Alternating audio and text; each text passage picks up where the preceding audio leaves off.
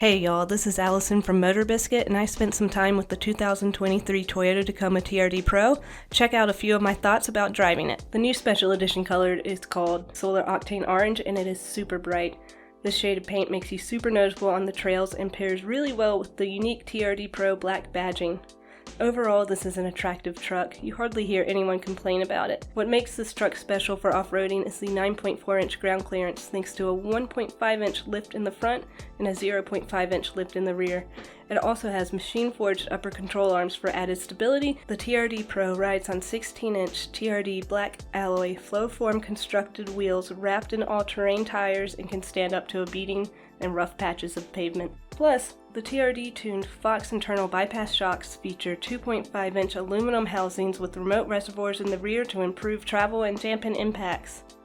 It has an electronically locking rear differential, and everything under the chassis is protected by thick skid plates. Off-roading features include crawl control, hill start assist, a multi-terrain monitor, and multi-terrain select off-roading mode. While off-roading, the cabin is pretty rough and two-wheel drive, but you can take care of that by adjusting one of the 5 off-roading modes for rock, rock and dirt, mogul, loose rock, and mud and sand. It pretty much takes control in every type of slippery situation. Mud and sand seem to be the most effective option for the thick, wet mud and ice that I've been dealing with up here in the mountains.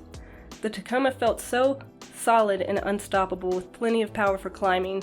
It dominated steep inclines that were starting to get covered with ice. It just takes control in the situation to prevent slipping and skidding. The Tacoma is equipped with a 3.6-liter V6 engine that generates 278 horsepower, has plenty of power, and can accelerate from 0 to 60 miles per hour in about 6.6 seconds. This is honestly faster than expected. I don't know why I thought the Tacoma had a reputation for being a little slow. However, the 6-speed automatic transmission has a slight delay under harder accelerations. You may notice a little kickback. The steering is light with responsive handling, and the Tacoma corners well, but can be clumsy at lower speeds. Also, the brakes are a little soft and take a bit of time to get used to. I don't know why I expected it to have a firmer brake pedal response. It's honestly one of the biggest disappointments for me. The Tacoma has a reputation for having a bumpy ride quality, but it's really not that bad.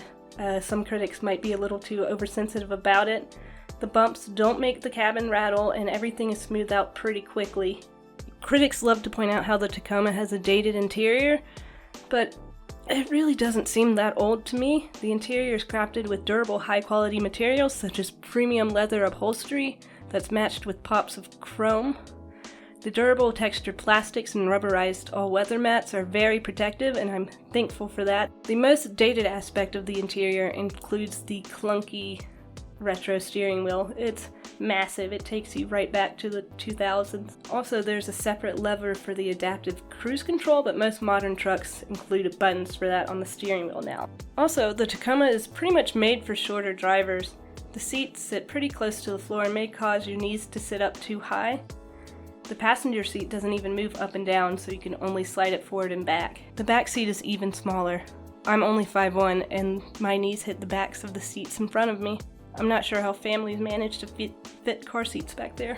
But there are plenty of great nooks and crannies for storing personal items. The center console is surrounded by trays and cubbies with durable liners, and the glove box is pretty large.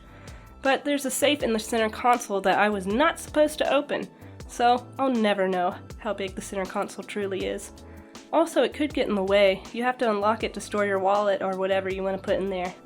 The graphics in the camera feeds are a little blurry, but the Tacoma has large windows with tons of visibility. Also, the built-in navigation system is a nice perk, but I lost connection in areas without cell phone coverage. With newer trucks, you can adjust the rotary dial to change off-roading modes, but with the Tacoma, you have to put it in park, then neutral, then select your off-roading mode, and then put it in drive quickly enough for the vehicle to register. Overall, the Toyota Tacoma Pro does what it's supposed to. It's a rugged and capable ride with plenty of power and stability for conquering the wild. It's a convenient daily driver that's engaging, but improvements could be made to the tech, comfort, and passenger space. Thank you for tuning into a MotorBiscuit video. My name is Allison, and we hope you'll subscribe to keep up with our future releases. Be sure to follow us on Instagram at MotorBiscuit Official, on Twitter at BiscuitMotor, and visit us at MotorBiscuit.com. We'll see y'all next time.